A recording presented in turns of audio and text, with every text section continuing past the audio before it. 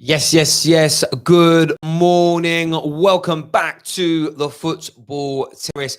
According to multiple media reports, Arsenal Football Club have agreed the deal. They've agreed personal terms. Medical set for today, Thursday, the 20th of August, to sign the Lille defender, Gabrielle. This news, look, Arsenal fans are absolutely buzzing at the prospect. There are Man United fans that are losing their mind, but there are still contrary reports suggesting that Gabriel is still making his mind up, that Napoli is still an option. Napoli are begging the player to not complete the deal until they know what is happening with the Koulibaly situation. So there is still this, I think there is still this little niggle in the back of the mind. As I say, the likes of Fabrizio, man like Jan, none of them have come out of a here we go or total agreement made as of yet. But there are many, many reports out there across social media, a lot of media outlets in France that say Arsenal have got a full agreement in place. The player has picked Arsenal over Napoli, and he's on his way to London today. May already be in London this morning to complete the deal. I'm going to remain as neutral as always on these situations. The Skype lines are open. If you want to come on and have your say, one of the only YouTube channels out there that actually gives fans a voice, just search Football Terrace on Skype. You'll see our logo. We're the only one with our logo. Give us a call. Get yourselves on. And see what's being said. A comment here from Trick says, Adidas defo support Arsenal. They always make our kits look the best. Okay. Claude and the Bansters here says, dreams can come through. I think you mean true, but cool. Pav here says, hi, Terry. Morning to you. Hope you're all doing very, very well. We've got a caller straight away on this story. We've got Kai. We know Kai is a Chelsea fan, regular caller. What are you saying, bro? Hey Terry, how are you? I'm very well. Yourself? I'm good. Break from work.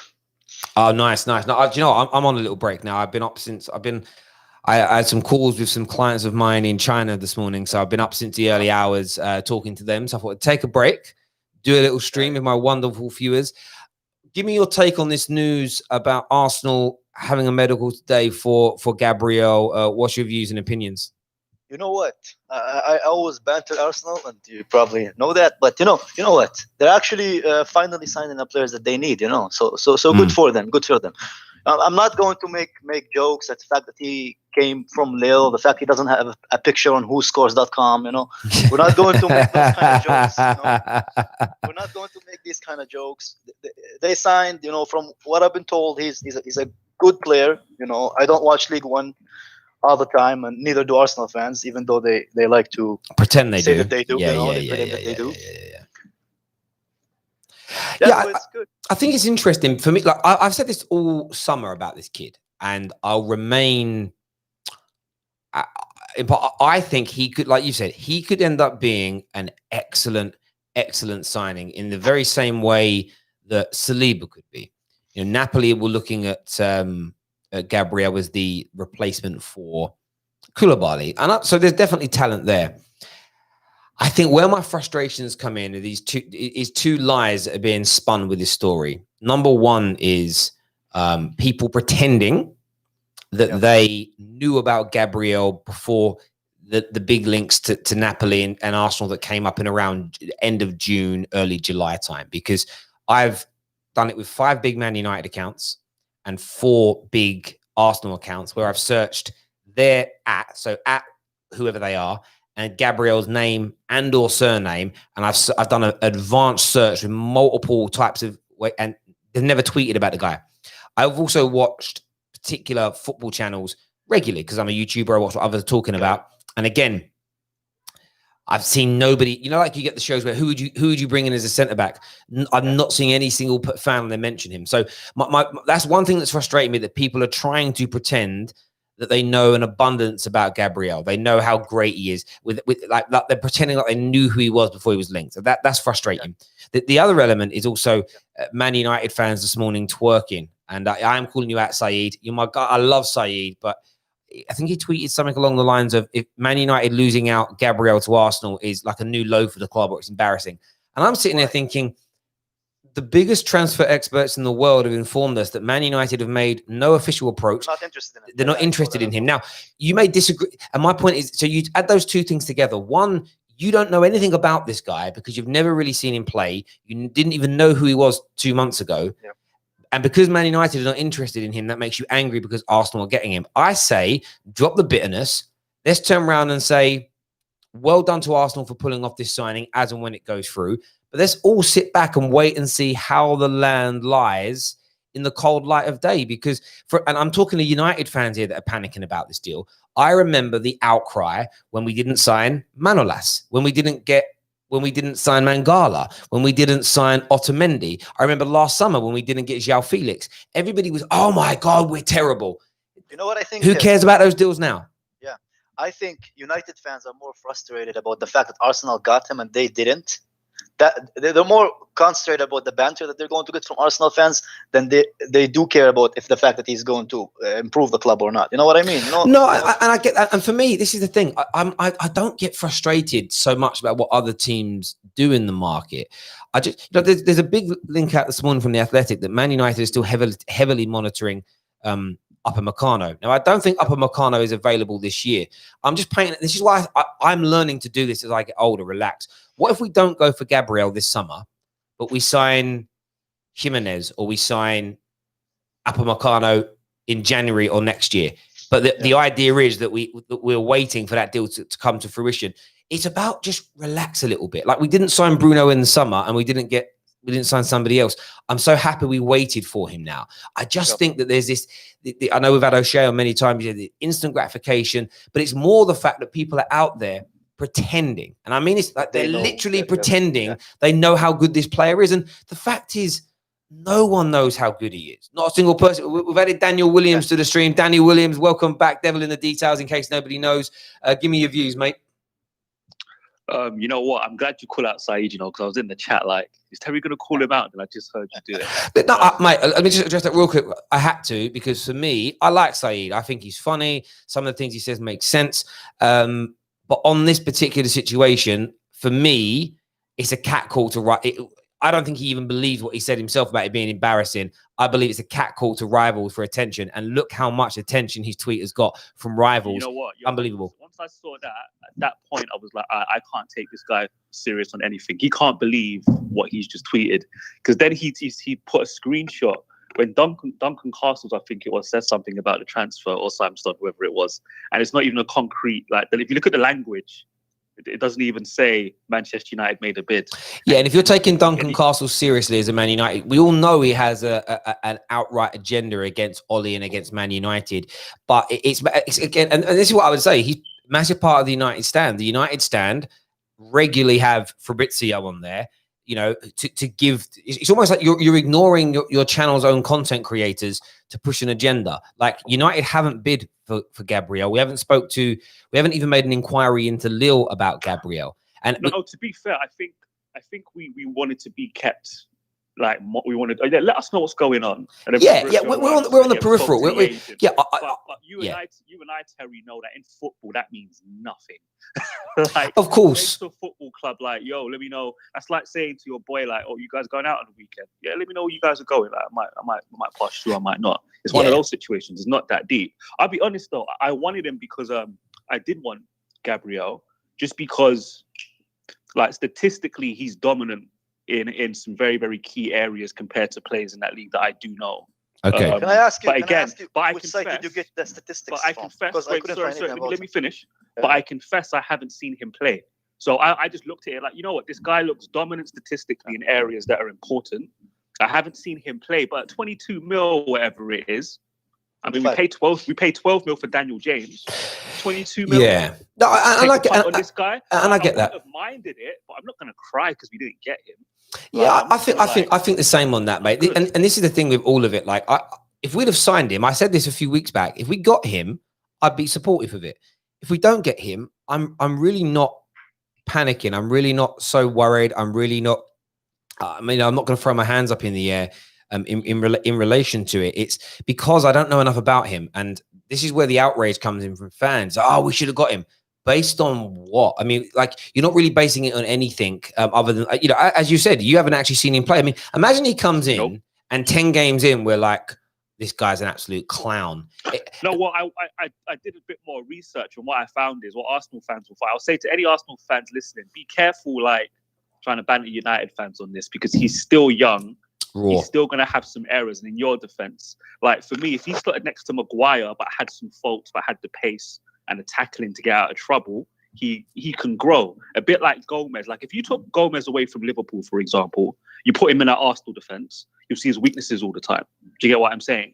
Arsenal are signing a young fullback who potentially could be their best defender this season, but he's not going to have no support around him unless they don't make any more signings. So you're going to see a lot of his weaknesses. You know, it may be a year or two before Arsenal see the best, of course, and I think this is also what be bantering United fans. Of course, and we have to look. And again, I think, like Saliba, this could be a really good deal for Arsenal over the course of time. What's important to remember is Saliba's coming in at 19 years of age. You then have a 22-year-old, turning 23 this year. I mean, there's a future with that centre-back partnership, but there's also an element that says to me, are all three going to play? If Arsenal stick to this, and this is what I love about these kind of signings, are they going to play as a partnership of a two at the back? For me, it feels really unlikely that they're going to do that, because I don't remember a centre-back partnership in the Premier League being 19 and 22 respectively. That's very young and inexperienced. However, they could play as part of a three. If they're playing as part of the three at the back, then it tells me what I felt. I had a little inkling in the back of my mind that Mikel Arteta is not going to be the new Pep. He's more likely to be a new Simeone or Jose Mourinho and play a more pragmatic style, because what you could get away with, for instance, is David Luiz at the back, as older and experienced, with Gabriel and Saliba either side of him in a three. But then what's interesting is, what do you then do with Tierney? Because Tierney's been good in that position. You may actually find that one of Saliba and Gabriel is actually back up this season. And if that's the case, and if it's, and I get a feeling it might even be Gabriel, because Saliba is a player we've all heard of. He's one of those names that was around for 2 or 3 years as this up and coming talent, and Arsenal did brilliantly to sign him. There's an element of Gabriel might just be going in there to be backup, as an example, or to start to develop into the team over another 2 or 3 years.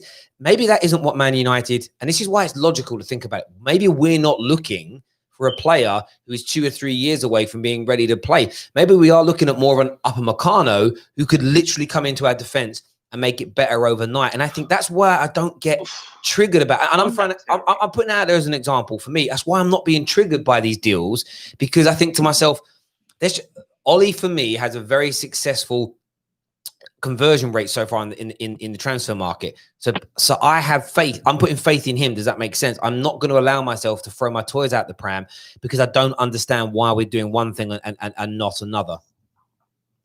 Can I add something, Terry? Of course, Cam. Yeah. So the thing with Gabriel, I think he's a good player. Yeah, but you need to remember he's a 25 million pound player. Yeah. If it wasn't for the budget, then Arsenal would have went for someone like an Upamecano. You remember they were linked to the Upamecano before they've been linked to Gabriel. I think the price and the fact that Arsenal are working on a tight budget is the main reason why we're going for Gabriel, because they want Upamecano, in the beginning of the transfer window. No, I understand so it. I think it's more of a money kind of thing that they went for Gabriel. But I don't think the Upamecano thing. Sorry, bro. On the Upamecano thing, Terry. Don't you find it strange? Like, why are we being linked to Upamecano so? Like, in recent weeks, I've seen us linked to him quite often, but like he's just signed a new contract. That makes no sense to me. When a player signs a new contract, especially one that increases his release clause from 50 million euros to whatever it is now, I mean, they haven't told us what it is now, but I imagine it's higher. Why are we all of a sudden seeing ex-players saying we need to get him? Yeah, I think that proves all of these guys don't watch football. It's because they saw him. Yes. As I was about to say, they saw him play. These guys are clowns. I get that. I think Man United. I've got a feeling that United are not going to sign a centre back this summer. I think Man United are looking at signing a centre back next summer, which is why we said about Gabriel, keep us informed. We then get this message saying, look, he's going to Arsenal.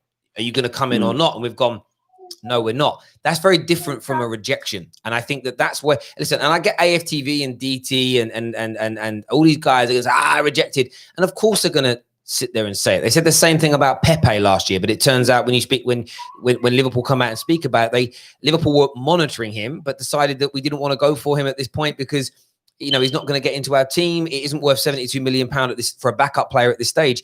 But of course, it'll always be spun by certain journalists, by certain fans as it's a rejection. And Arsenal fans have tried to do it to Chelsea with Willian. It's like it's funny. And this is where it's fine for fan channels to do that. What it isn't fine for is supposedly credible journalists and pundits to push those notions when they know that they're not true. We've added O'Shea to the call. O'Shea, Liverpool fan.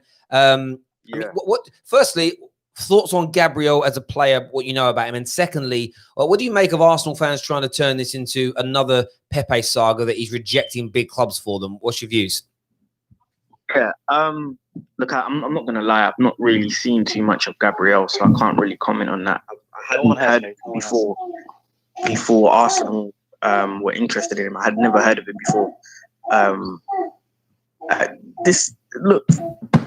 Fans are going to do that, and of course, like you've just mentioned before, like with the Willian deal, you saw everyone on AFTV talking about how he's rejected Chelsea and whatnot, and even with the United thing with Haaland, a lot of people say Haaland rejected United and all that stuff, and it's just silly. It's just silly because it isn't the case. Because if United wanted Gabriel, they would have signed Gabriel, and they would have signed him already. It's quite clear, as an outsider looking in, United are focusing on Jadon Sancho. They're not focusing on anyone else. They're not focusing on a centre-back. If they wanted a centre-back, they would have gone for Nathan Ake. They didn't. They would have gone for Gabriel. They didn't. They'd be in the race for Koulibaly. They're not. So it's just I don't know, silly, innit? It's just I agree with this, and I get it right from like DT. Like DT's my boy. Like me and DT are doing some work together soon and stuff. He's a good guy. He tweeted this morning saying we're winning the league at Chelsea in May. There's nothing you can do about it. I think that fixtures been released, and it's got like that. That's just banter. Like, and he doesn't even mean that himself. Like people will throw it back at him when they're finishing 10th. But do you get where I'm coming from? These are the things that I look at, and I say to people, when is it gonna end, Robbie? Yeah, but you get what I mean? It's just like fun. Of course you can, mate. Sorry. Let me just add though. Although I've not seen a lot of Gabriel, this could be the quickest rebuild I've ever seen in Premier League history. Coming from where Arsenal are, they're terrible. They're bad at AFC. If it wasn't for Leno and Aubameyang, they'd probably be in a relegation battle. Last season. So. And the reason why I say that is, as someone who lives in North London, I've got a lot of Arsenal fans as family members, only Liverpool fan in my house. So, and they all season, we're done. Next season, we're going to be finished. Aubameyang's going to leave. It's going to be dead and all this stuff. And I said to them, you're buying into all the media, all the banter. When you actually look at Arsenal and how they've performed, especially post-lockdown, they only need 2-3 players. They don't need a full squad. They only need a creative centre attacking midfielder that can supply. They need like a Bruno Fernandes, a De Bruyne. Obviously, they're probably not going to get someone of that caliber, but they need a Cam, and they need a couple of centre backs, and that's it. And do you know, I'll show what I would say to you is this. What I would say about that is, and that's almost, but it's true. It's true. It's what they need, guys. It's true. It's what they need. But what I've learned to do. Get excited about a signing, talk about what you like about them, what you don't like about them. But I remember the first summer that when Unai Emery had his signings, and some of them were like freebies, some of them were like proper signings that came through. Last summer, everything you've just said there, O'Shea, Arsenal fans said 2 summers on the bounce. It's a bit like my point around Chelsea. I'm not going to believe that Chelsea is serious about developing young players until I see it come to fruition.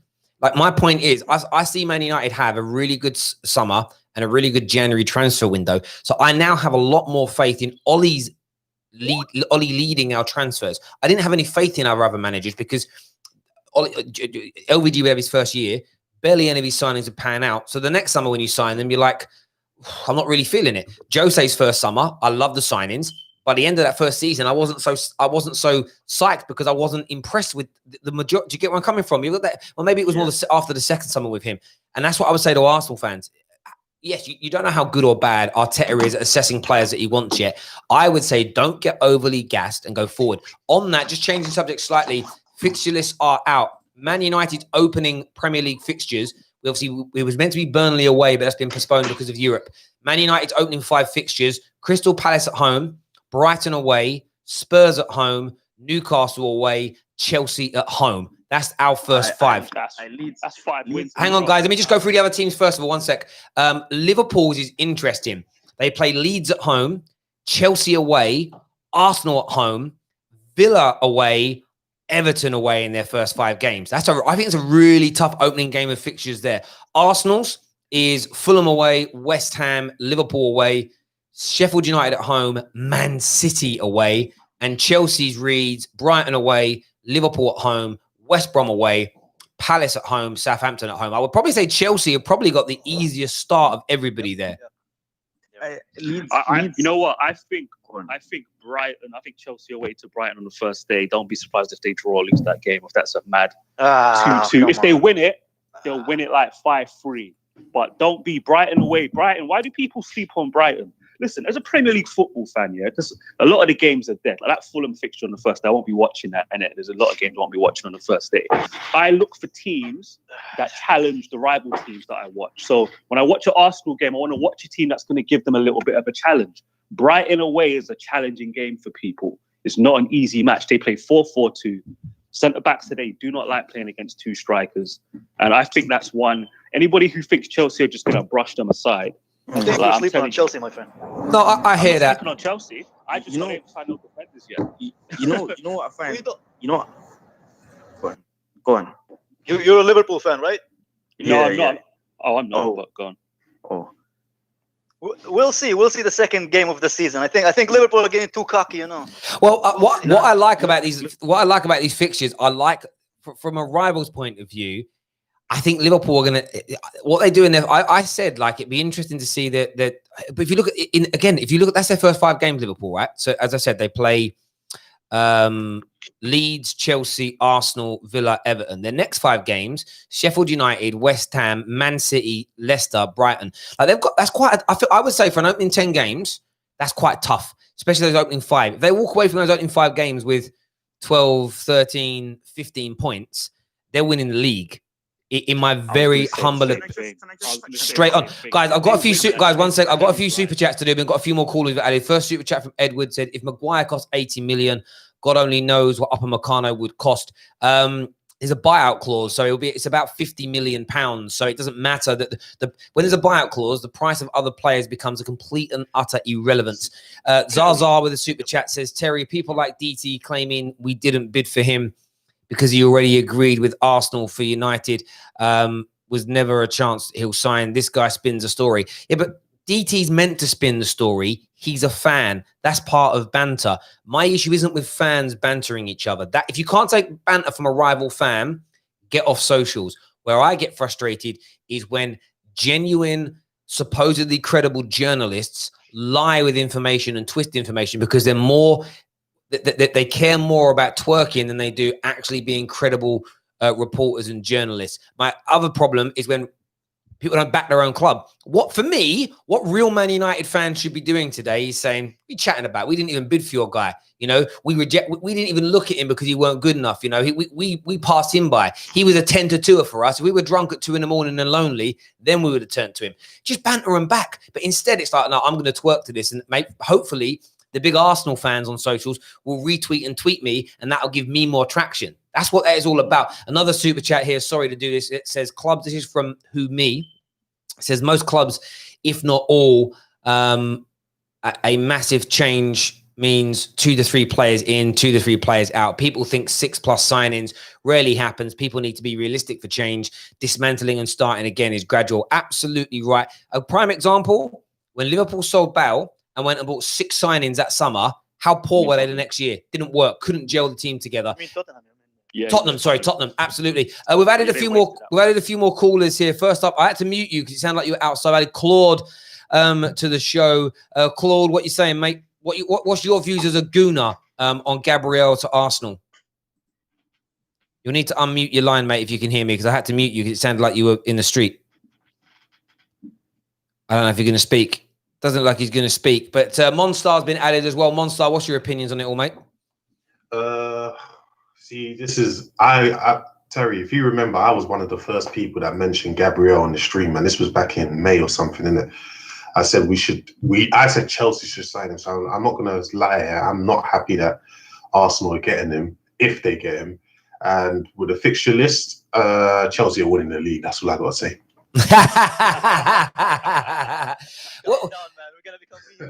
What I am looking forward to, though, is I think it's October 24th, Man United Chelsea at Old Trafford. And this is what I like. I know, again, I have to. I get there are negative people out there for like in all fan bases. And, you know, yesterday, all I saw was United fans just crying. I actually saw like Bayern Munich playing well and that making Man United fans angry about our football club. And I'm sort of sitting there thinking, yeah, like you almost, it's almost like, oh, well, you know, you man are so stupid. You don't want Thiago because he's 29 years old and injury prone, but you're well happy with David Brooks. It's like, no, you're conflating two different arguments, man. You're like, that's not the case though. Like most people have been slating the David Brooks thing. I didn't really. Obviously, the people that are backing it, the people that are backing it are like me, though, mate. I've come out and said, if we come out and said this is what we're signing instead of Sancho, I'm annoyed. If we're saying we're bringing Brooks in for £22 million to replace Pereira and Lingard as backup, I'm kind of happy with that. I'm kind of happy to see how that goes. Terry, that ain't a problem. What position does David Brooks play? I want to say like attacking midfield. He's a midfielder, isn't he? He's not. As far as I'm aware, like the footage that I've seen of him, what I watched him play, he feels like more of an attacking midfield player to me. That's my opinion. I'm taking a mick. I know he's a central midfielder. Okay. Attacking midfielder. What the hell? So where's the connection to Sancho? Like, what's wrong with people? I thought you were testing me. I was like, I swear he plays central. No. I'm just like, so why would a central midfielder be the alternative to a winger? Like, people, this is reaction. You know what this means? You know what this shows? The media don't rate you as a Man United fan because they know you're going to react to that. They don't rate you. They're like, yeah, I'll compare a central midfielder to a winger. These United fans won't care. They're just going to throw their toys out the pram. Like, it's embarrassing. It's absolutely embarrassing. It's a madness. But on the Gabrielle thing, I will reiterate for anyone new tuning in. By the way, smash that like button and download the Flick app, people. I'm going to stay reserved on him. I respect Monstar's opinion that he wanted him at Chelsea. He rates him, and that's cool. I can't give that opinion because I haven't seen him play. So you get where I'm coming from, and I'm going to reserve my judgment. I've watched footage of him on Y-Scout, which is fairly conclusive because I can sit here like I am now and look at his one-on-one defending, his distributions. I can look at all of his defensive duels that he's ever had in the last 5 years. And I've watched a lot, and there were really brilliant moments. And then you see the 22-year-old. You see the rawness of him. What you don't know at this point is whether or not he pushes past that rawness or whether it, I look at Eric Bailly in that mold. I know Eric Bailly's biggest problem has been injuries, but he signed for us 4 years ago, and he's still making the same. Like that first season, I remember going, oh, he's really good, but he can be a little bit erratic and rush into some tackles at times. But hopefully he'll learn to calm that down. I haven't seen that change in 4 years. So what you find is the player we signed 4 years ago is the player that he's always going to be. Sometimes, though, we'll use the biggest prime example is a Van Dijk. The mistakes you were seeing that man make at Southampton, he worked through them and got better. You just never. Gnabry is another example. All the problems with him, whether it be physical, mental, or attribute-wise that he had at Arsenal and West Brom, he works through that. But this is the point, you never quite know. And if you don't watch a player with any great regularity, I say this to Arsenal fans, banter away, but in your heart of hearts, don't allow yourself to get so gassed that you think that this is going to be, you're literally signing the next Virgil van Dijk because no one knows yet. We've added. Don't they learn, Terry? Go on, mate. Don't they learn? Maybe not. We've added Claude. Hang on, guys. 1 second. Claude is now with us. Claude, what do you make of the Gabrielle signing at Arsenal? Hello, mate. Can you hear me all right now? Yeah, fine. What do you want to say about Gabrielle to Arsenal?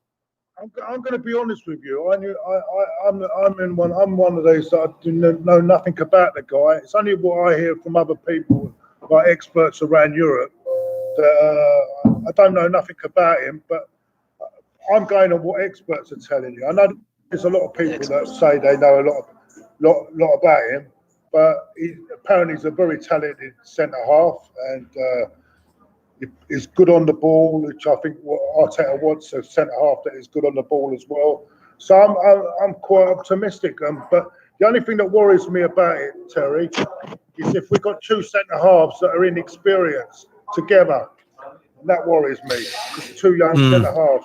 Well, that's the Yeah, and that's the point I made earlier, saying to Arsenal fans, I wouldn't be surprised if one of Saliba or Gabrielle is used sort of intermittently over the course of the season and he's bled in slowly, because I think there is and you know what, if Arteta goes with both youngsters at the back in a pairing and it works, then I will do nothing but praise Mikel Arteta for being very, very brave in doing that, because it will be a brave move, because most defenders at 19 to 22 years old are not complete. They've got loads of flaws and holes and areas that they need to grow and improve on. So the likelihood is it's going to be David Luiz and one of them is going to be bled through. So I just think people need to remain patient and relax and see how the land lies. We've got a super chat here from Paul B, who says, I'm a season ticket holder at Man United and I'm seeing the United stand say that Joel Glazer is blocking the Sanchez deal. That annoys me. I read that this morning as well. And let me just say this now to football fans. This is to address all football fans. You can complain about your owners. You can complain about the lack of spending or the way the football club is run. You can complain that they're leeches and they're money grabbers. But you have no leg to stand on. And I mean, this ain't an attack at you, Paul. You can't buy season tickets, buy shirts, buy merchandise, feed the beast, and then complain about how they run the football club, because football fans control this. If you all stop spending money, you force them out or you force change. It's as simple as that for me. So if the Glazers are blocking it because they don't think the deal is worth it, that's unfortunate. That's frustrating. I completely understand. But we control this as fans. If we buy merchandise, we feed them. You know, if they only care about making, and this is the point, if they only care about making money and that annoys you, stop giving them your money. Force them out. You know, I've seen a United fan this morning crying about, I hate the Glazers, they're bloodsuckers. I see this guy buy every new shirt every season and post these pictures with it. I'm like, bruv, they got you on strings.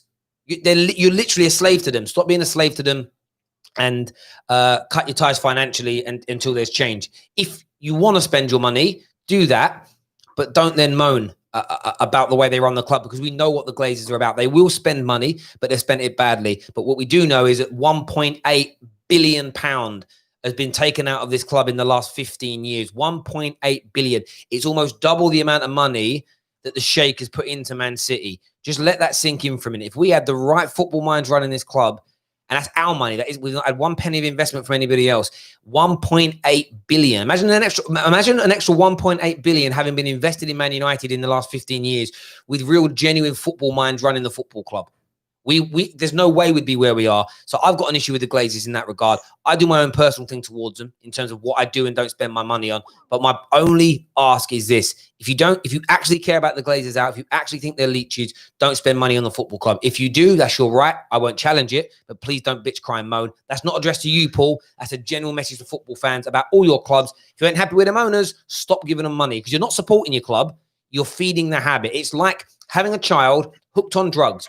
It doesn't help them to buy the drugs for them. What helps them is by making them go cold turkey. Yes, you have to watch them in pain and in agony, screaming and crying and saying they hate you, but the long-term results of that are far more beneficial than feeding the habit, as far as I'm concerned. Sorry to go off on a rant, peeps, but it just annoys me. Not Paul B, your comment is fine. The rest of it, stand up against your owners. Go on, mate. Can I just say, Terry, just going back to the fixtures, I've seen a lot of Leeds fans recently since they've been promoted, and today actually talk about, because they're cocky, they're so arrogant. It's actually annoying. They're so arrogant and cocky, like they think they're Leicester. They think they're gonna do a Leicester. Little do they realize they haven't got Amares, they don't have a Vardy, they don't have a Kante, and it's just funny. I don't think Leeds fans actually realize what they're going to get themselves into in that first game. And I'm not trying to be arrogant, but it's not like they've been promoted and they're going to be playing Crystal Palace, a decent mid-table team, and they may beat them. Like, they're playing Liverpool, a team that's got 196 points over 2 seasons, and they've just been promoted from the Championship. Leeds they were in the Championship last season. I don't think they realize that they're probably going to get battered on the first day of the season. It baffles me that, like, I know you're going to support your club, but the arrogance and the cockiness that some Leeds fans have. It's there. We've got a few more super chats to do here. First one from Who Me. We are actually, I've got to get them arranged, but we're going to do some season review shows via StreamYard in the next few days. And then from next week, we're going to start previewing the next season, because it's only a couple of weeks away, which is mad. Who Me here says, I think also people forget every team needs 5 homegrown players stroke kids as per their squad, the 25 rule. PS, PSG, for example, in France, no homegrown rule, and can have a squad of 99, it makes a big difference. This is very, very true. Those rules do matter. That's also sometimes why you see clubs linked with sort of British players as well, because of the homegrown rule. It's like, why are we after him? Well, because we can't just have everybody from abroad. It just doesn't work. Fill their quota, yeah, you have to. And again, these are things. Again, logic doesn't prevail. There's a comment here from Josh who says, Terry, young Australian wonder kid, Phil. I nearly said that. Is that real? Is it? I can't see. I nearly read that out loud, Josh. Is that a joke name? It's not real. Is that's not real? There we go. I nearly said it. He's on trial at Luton, held similar esteem as Bellingham. We should go for him. I'm not even reading. See, I'm dyslexic, but I'm not falling for that, Josh. Do you know what I mean? I nearly did it. See, even my stupid brain caught up on that one, bro. Maybe someone's told you that and caught you out on it. But yeah, listen, the opening fixtures are going to be amazing. I can't wait to start doing previews for the Premier League as the next week. When's the opening game? That's going to be on the 12th. That's like 3 weeks away. Yeah. Jeez. I would say, and I'm going to get at Arsenal fans, innit? They've been That's what talking they're for. a lot of smack about Gabrielle going to Arsenal. But from what I know, before the lockdown, Gabrielle's agent was twerking for Chelsea, basically begging for Chelsea to come and get him. So what that tells me is that it's just Arsenal and Napoli in for him. And if a Chelsea or Man United wanted to go in for him, he would go that way. I can guarantee you that. So I don't know why. I'm talking about Gabrielle. Yeah. His agent was twerking for Chelsea before lockdown. He was, talking about Chelsea, talking about Lampard and blah, blah. He was doing a lot of that before the lockdown. To be fair, we need more than 25 million defender, We need some Koulibaly and stuff to fix that defense, man. Absolutely. Well, of course, that's the case, though. No one's willingly going to sign for Arsenal now, are they? No, I'm not going to banter Arsenal that bad. So I'm not doing it. Go on, Dan. No, go on, Dan. Yeah, no, I'm just going to say Gabrielle isn't your... Gabrielle's not your marquee signing that's going to change the defense. He's the piece to a good defender that's already there. Last time I checked, Arsenal don't have a good defender there already. So they want to... I mean, they were gassing about Pepe. How do they feel about Pepe now? Are we still... Man United still getting bantered about Pepe? They actually sacked the director of football because they thought they were ripped off. Do you know? That's what I love about that. On a banter level, that tells you all you need to know. That they've actually had to they've literally had an internal investigation into how did this. That means someone's sitting there watching Pepe going, why did we? What? So yeah, I just say relax. There's a comment here from Lady United in Red Chat who says, Terry, we're a new female Man United fan channel. Would you be interested in having a female fan on your show? We have quite a number that come on the show. Of course, we'd be delighted to have you on. I've just subscribed to your YouTube channel. Send me an email, a direct message, and we'll work something out and get you on. Always like to get more of a diverse perspective on things. And from individuals as opposed to just women and men. But yes, feel free to drop me a DM or something, get you on the show, no problems whatsoever. Most of our shows are just open, so anyone can just jump in, but we'll certainly arrange something to get you on as well. So big shout out to you. That's Ladies United in Red Chat. Yeah, go subscribe to that channel, ladies and gentlemen, as well. But yeah, look, it's going to be an interesting season. I'm really looking forward to it. And what I like about it as well is, I said it yesterday, we're all on level peggings again with one another, in the sense of Liverpool's still the best team, but it's 0 points now. This 33 points behind, not anymore. We're literally on your tail now. So this is where it becomes interesting, because when Chelsea and Man United and other teams have kind of started, and even Arsenal, throw Arsenal into this, have started to perform better towards the end of the season. It's very easy when you're 30, 40 points in front to go, we're near us. If our teams could start the season as well as we finished the last 3 or 4 months, the pressure's different, because you're only 2 points, 3 points, 5 points behind us. The gaps, do you get where I'm coming from? There's a lot less that's what I like about this. It's what I always say to football fans as well. Yes, you can be angry with a season, but remember, at the end, when people talk about football, they go by one game, one bad game, one bad performance in the final. It's written off. It's like, bro, football doesn't end. Football's a continual, it's a revolution every year. It's a continual cycle. We come again. It's like you only have to endure that banter for a year, And then you start again. Now, if you're Arsenal, we know it's been going on 15 years. Look, Man United's been going on 7 years now. I want to get out of this rut. And I'm confident we're going to do that. And it's why I'm really relaxed. We saw the story yesterday. I know we didn't talk about it on the show because I didn't do one. I actually took a bit of an evening off. But it was like the Sancho thing. Yesterday, the news was Dortmund now give the green light for us to talk to him. And I'm it's mad. Can I quote? It's been 17 years for us, not 15. But okay, sorry. Yeah, okay, cool. 17 years. Whatever. Yeah, no, I get your point. You got might have to get another dig in there. But did you get where I'm coming from? It's like these stories just continue to fluctuate. And I'm like, just stay relaxed. There's another super chat here from Who Me. He says, controversial. I'd rather not win anything for years, but know my team is safe and secure when I'm old and grey. Titles come and go, not the badge from being a kid is forever. Football is a business, always was, always will be. Yeah, I mean, those are my choices. Win the league 5 or 6 times now, but go bust in 10 years. I'd definitely pick not winning it and stay around. Yeah. But what you want is this is the thing. Man United has spent money. People always go, this is what rival fans, they never get. United just spent money on players, so how can you attack the Glazers? Because we wasted it, bruv. If I go to a company, if I've got $1 million, if I win the lottery and I've got £1 million in the bank, and I go to an investment company who regulated, credible, and they promise me a 7-8% yield a year on my investment, that they will make me money, maybe 10%. We will get you 10% a year.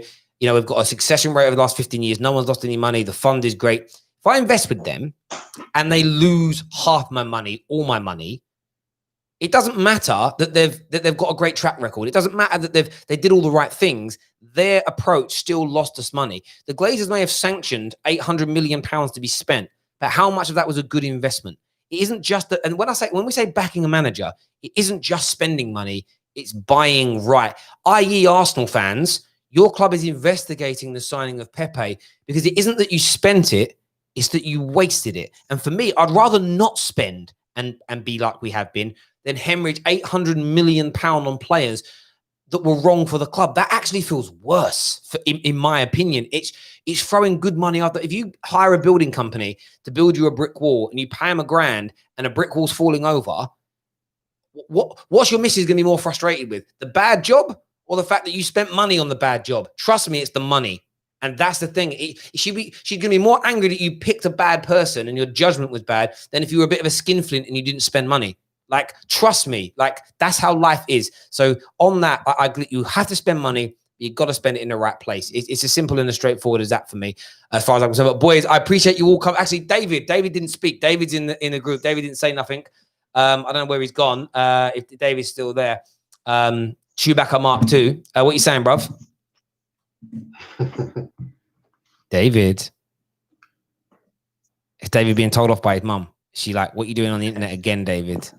Can I just quickly say? Yeah, of course you can, mate. Go on, bro. I hope Arsenal get all the targets they want. So there's no excuses, you know, for their failure next season. And I pray.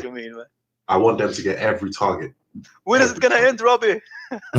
Well, mate. That's why I said I wanted Arsenal to win on a banter level. We're fans. We can banter them. We're not a professional media outlet. That's why I wanted them to win the FA Cup, because I knew it would send their expectations next season sky high. Arteta's the man. He's better than Lampard. He's better than Ollie. And that's why I'm actually disappointed that it isn't United Arsenal in the opening game of the season, like the leaked information said, because I'd have loved to have stuck 3 goals past them on the opening day and just see the bubble pop, you know, like, just pop like that. And I can't wait, because it's going to happen. And if it doesn't happen, then fair play. But if it does, it's going to be peak. And we had it last year. Arsenal, one of the best attacking lines, one of the best windows, one of the best managers. We're going to finish here, do this, do that. I even accepted it for the first 5 months when I told them, well, yeah, of course you have. You're better than us. You're better than this. Gassed them up. And then when it burst, it was poetic. It was poetic. It was beautiful. You know, I sort of look at it like, what was more beautiful for me in this last 12 months? Seeing Arsenal fans lose it or the birth of my son? I am thinking Arsenal fans losing it after thinking they were going to be amazing this year. That probably just tips it. Sorry, Jackson, but it's true. But there we go. Listen, boys, I appreciate you all for coming on, having your say. Everyone who's tuned in, smash the like button. Thank you all for the super chats. It means a great deal to us. For everyone who's tuned in, take care. Goodbye. God bless. And we'll see you all again very, very soon. Bye-bye.